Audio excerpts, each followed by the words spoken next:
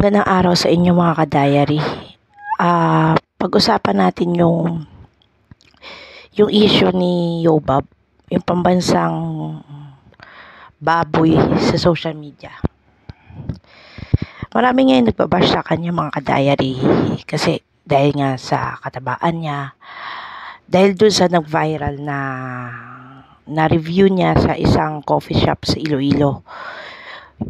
Actually, napanood ko lang to sa channel ni Sir Claro III. Na kung saan pinangalanan ng yung pangalan ng coffee shop na yun is Coffee Break.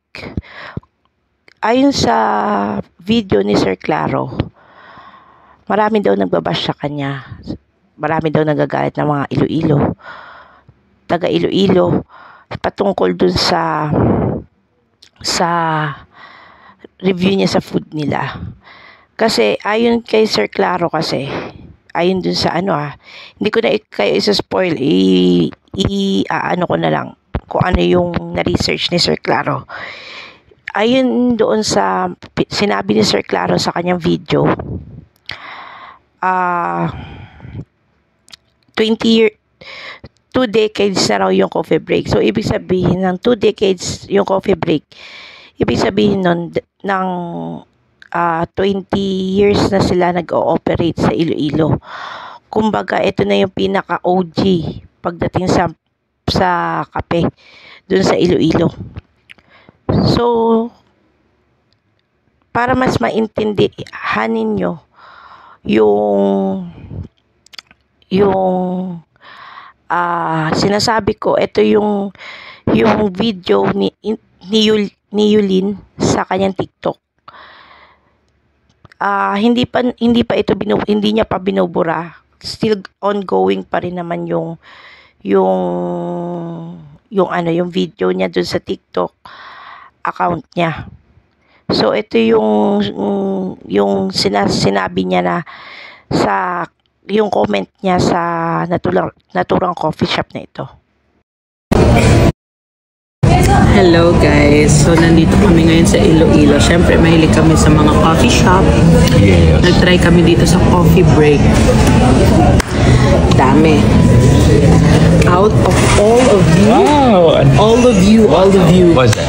walang nadirect. Even the drinks, even the lasagna, lahat tabang. Pang PWD kasi, person with diabetes. Bawal Wala yung akong sobrang diabetes. tamis. I'm sorry. Bawal kasi sila Ang mataba. dami nyo dyan, walang masarap sa inyo. Ni isa. Puta. Iyak. Guys, mga taga Iloilo, saan masarap ang pastries nyo dito? Thank you so much. Love you.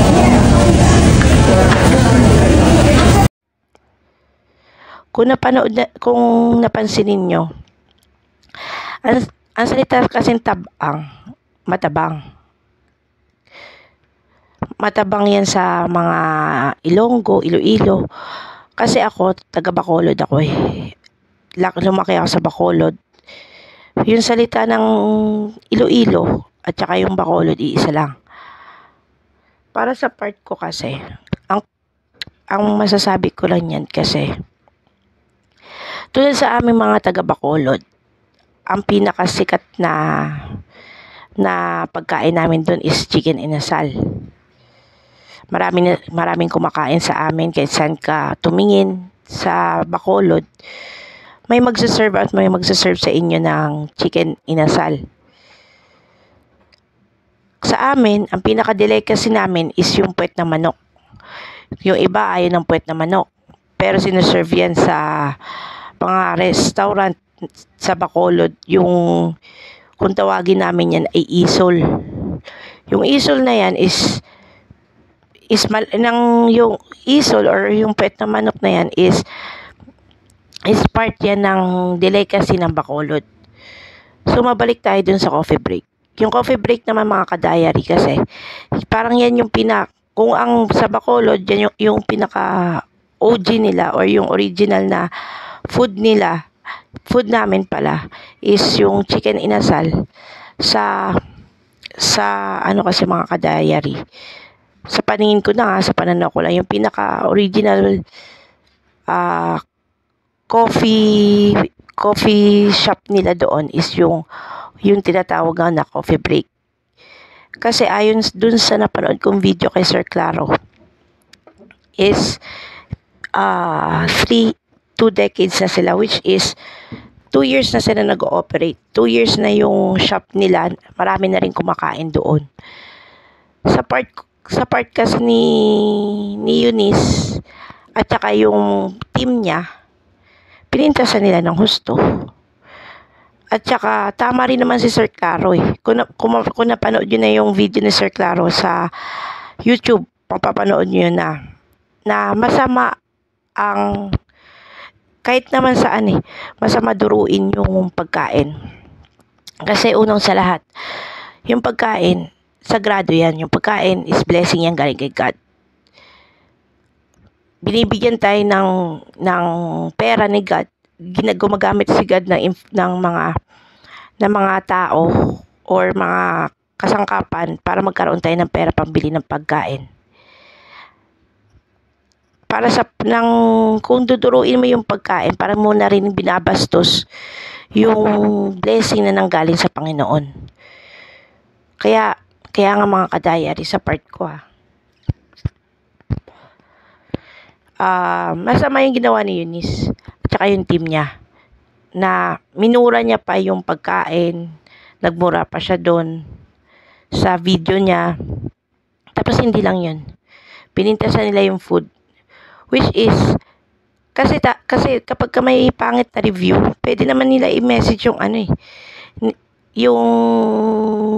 yung coffee shop mismo na sana sa susunod ganito yung dapat yung baguhin. Sana sa susunod ganito yung dapat yung gawin para mas ma-improve nyo pa yung pastries ninyo, yung mga food ninyo, at higit sa lahat yung coffee ninyo. Kasi una sa lahat, tama nga rin yung nag-comment doon na taga Iloilo na kaya may mga influencer or may mga content creator na gumagawa ng food critic para tumaas yung views nila, para panoorin sila ng mga tao dahil sa mga napupuntahan nilang pagkain or sa mga dinadayo nila mga food. Kaya nga 'di ba, nagba-viral ang isang food dahil sa mga food critic influencer na tinatawag. Kaya nagba-viral yung isang pagkain dahil sinasabi ng tao, dito kayo pumunta, masarap dito, ganito, ganyan. Bilang nalinya siya sa mundo ng pagiging food critic influencer, hindi rin kanais-nais yung ginawa niya. Sa part ko bilang isang nagko-content rin for almost 3 years. Nag-umpisa kasi ako sa gaming content. Tapos ngayon dito sa channel natin sa YouTube, random content na yung ginagawa ko. So anyway, mabalik tayo. May ipapakita ko sa inyo mga pictures dito. Yung mga picture na to is, ito yung mga mentor ko pagdating sa pagiging isang video content creator at saka pagiging video editor ko, mga ka-diary. Ayon sa kanila, ayon sa mga streamer na nakakahalubilo ko, nakakasalamuha ko sa araw-araw, yung mga content na ginagawa natin is para mag-entertain ng mga tao, para makakuha sila ng mga insights na makakatulong sa kanila. Bilang influencer kasi, para rin tayong journalist, nang sumasalamin sa atin yung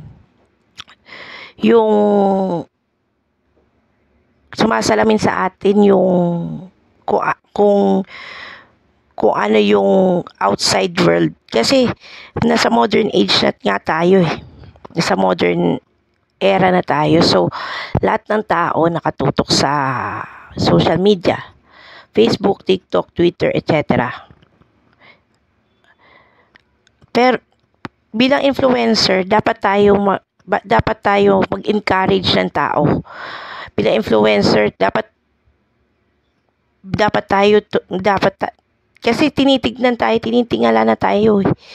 Kung ano yung magandang sasabihin natin sa ating kapwa, kung ano yung dapat tignan din natin kung ano yung sasabihin natin sa ibang tao.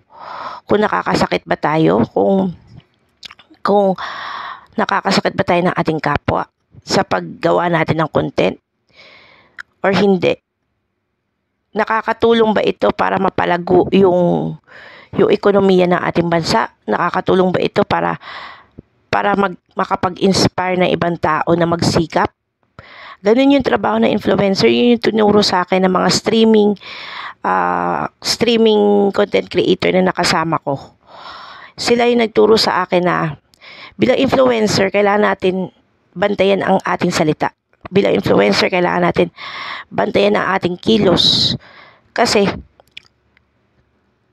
maraming nanonood sa mga video na ginagawa natin. Maraming mga taong nanonood sa mga ina-upload nating video. Kasi marami diyan na nagre-report na mali. Tayo yung magsisilbing mukha ng mga makabagong henerasyon ngayon. Tayo yung mag-i-influence sa ibang tao na gawin ninyo ang ganito kasi ito yung tama. Sa mga food critic influencer naman kasi, sa part naman ng mga food critic influencer, sila yung gumagawa ng content para mapalago yung mga establishment na pinupuntahan o dinadayo nila. Pwede naman tayo mag-critic ng mga pagkain in a nice way. Wag natin gawan ng critic na ikakasama ng establishment. Katulad ng ginawa ni Yoba, halimbawa. At saka yung team niya. Dinuro-duro nila yung food, minura nila, tapos pinintasan pa nila. Which is hindi maganda para sa part ko. Which is hindi tama yung mamimintas ka ng pagkain.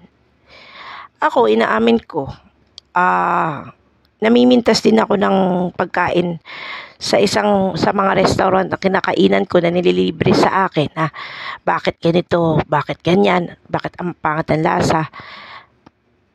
Katulad lang ng karinderya ng mga kinakainan ko dyan dito banda sa barangay namin. Hindi ko sinasabi ng sinisigaw na masyado maalat yung pagkain ninyo, sana ma-improve, ganyan. Kinakausap ko yung mga store owner na mga karinderya, restaurant, na kinakainan ko na masyado matabang, masyado maalat yung food, hindi masyado matamis yung food. Sana next time dagdagan nyo ng sweetness, ganyan. Yun naman tama eh. Ayun naman dapat yung gawin natin bilang isang influencer. Kaya tulad ko na lang yung karanasan ko sa isang fast food chain. Hindi ko na babanggitin yung pangalan. Kumain ako sa fast food chain. Ang in-order ko is kanin na may ulam. Yung kanin nila, panis. Yung ulam, okay naman yung ulam, bagong luto eh. Pero yung kanin nila is, kagabi pa ata niluto yun. Panis ang pagkain nila, ang kanin nila. So, hindi pa ako nagba-vlog nun eh. Hindi pa ako nagra-random vlog nun. In-approach ko yung waiter, sabi ko, pakisabi sa manager ninyo, panis yung kanin ninyo. Kasi kapag may magreklamo sa inyo na mga tao, masisira kayo. hindi ko pinangalandakan na, ay, wag kayo kumain dito kasi ganito, bad service dito. Panis, ano ba tong kanin ninyo? Hindi ako nag-hysterical dun sa place na yun. Which is, in-approach ko nicely yung waiter. In-approach ko nicely yung manager ng establishment, ng fast food establishment na yun. So, ayun nga. Sa part kasi ni Eunice, ang masasabi ko lang doon, sana matuto ka na sa pagkakamali mo. Sana next time pag nag-content ka uli ng isang restaurant, sana ayusin mo na kasi tinitingala ka na ng tao eh. Influencer ka na eh. Kung ano yung ginagawa mo sa social media mo, sa social media platform mo, gawin mo ng tama. Kasi hindi rin maganda na ganyan yung ang dami mo ng followers, so 1,000 mahigit na, 1,000 na. Bakit ka may followers? Dahil nga natutuwa sila sa pinagagawa mong content. Nakakapag-entertain ka ng tao.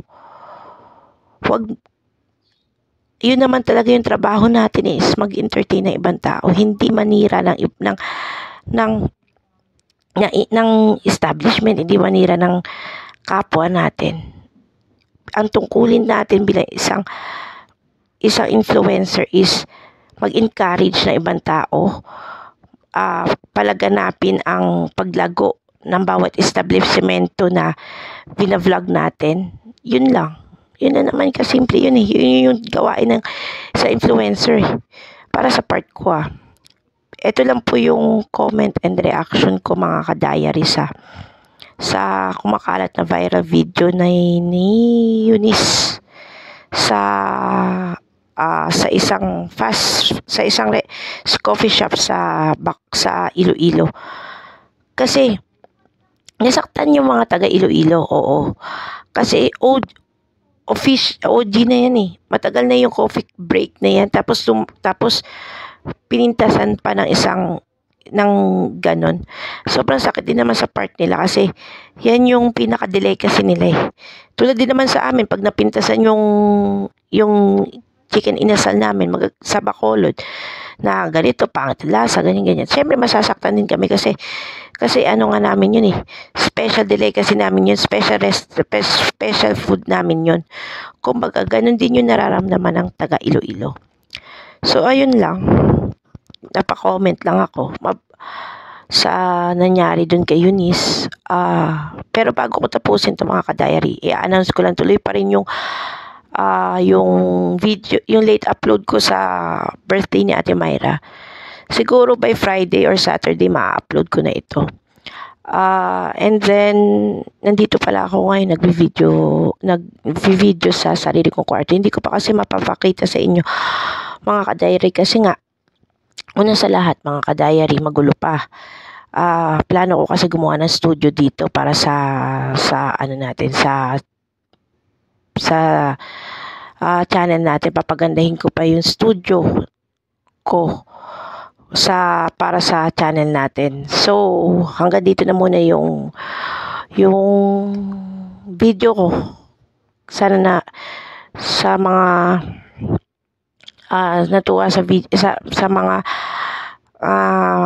sa mga nanonood ng video ko. Maraming salamat sa inyo. Please don't forget to like, share, and subscribe mga ka-diary. Salamat.